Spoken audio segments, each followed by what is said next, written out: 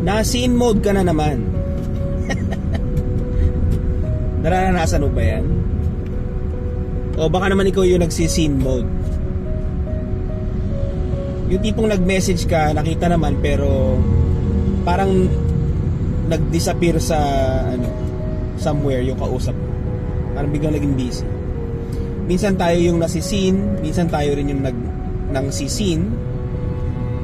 At sa totoo lang, actually hindi naman automatic na kasalanan yun. Hindi lahat ng scene mode galit agad or may pride, may panlalait. Minsan busy lang, minsan pagod, minsan hindi alam isasagot, minsan nakita lang habang nasa jeep tapos nakalimutan na. Mga classic na mga reasons. Pero bilang Christians, magandang tanungin din, paano ba tayo dapat makitungo sa tao kahit sa simpleng mga messages lang? Parang maliit na bagay lang, pero minsan kasi may kurot din sa dibdib yan, di ba? Pagka may message ka tapos hindi alam mong nakita na niya pero hindi nagre-reply. May na kahit pa, if we're being honest, may effect yan sa atin, di ba? Proverbs 15:1, a gentle answer turns away anger, but a harsh word stirs up wrath. Kahit online, kahit chat lang, importante pa rin yung attitude natin. Kasi minsan, hindi issue yung late reply. Issue yung pagiging cold, dismissive, o intentionally nang i-ignore para manakit. Hindi naman kailangan instant lagi mag-reply. Hindi tayo customer support na 24/7 online. Pero, pwede pa rin tayong maging considerate. Diba? So, isipin natin palagi yan. Philippians 2:4, everyone should look not to his own interests, but rather to the interests of others.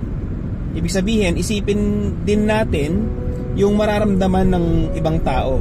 Kung importante ba yung concern nila, kung worried sila, kung kailangan talaga ng sagot. Magandang magbigay man lang tayo ng acknowledgement, especially sa mga parents na nagchat sa mga anak tas hindi agad sasagot yung anak, di ba? So hindi tama yun.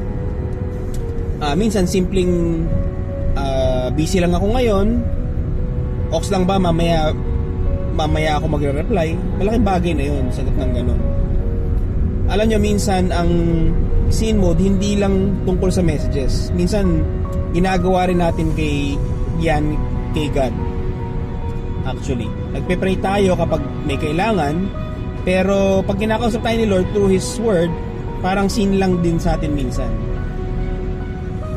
O, diba? Aminin nyo yan.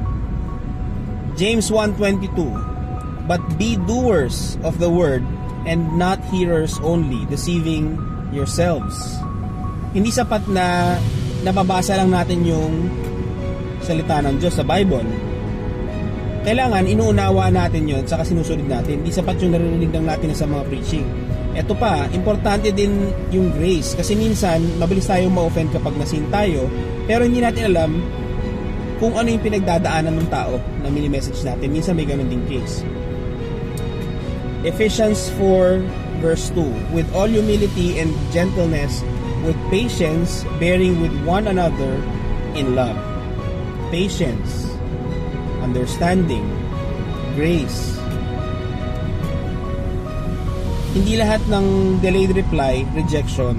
Hindi lahat ng scene mode, disrespect. Merong mga ganon, pero hindi lahat. Hindi rin lahat ng mabilis mag-reply, sincere. Diba? Sa dulo, ang goal natin bilang Christians is hindi maging perfect replier, kundi maging loving, maging wise at considerate sa pakikitungo natin sa tao, online man or personal. Diba? So next time na may mag-scene sa'yo, huwag ka agad gera mode, diba? Next time na ikaw naman yung magsa-scene, isipin din natin kung paano tayo makakapagpakita ng grace at respect kahit sa simpleng chat. I-avoid natin as much as possible. Let us use even our messages, replies, and conversations to reflect Christ. Pwede yun. Sa mga simpleng bagay.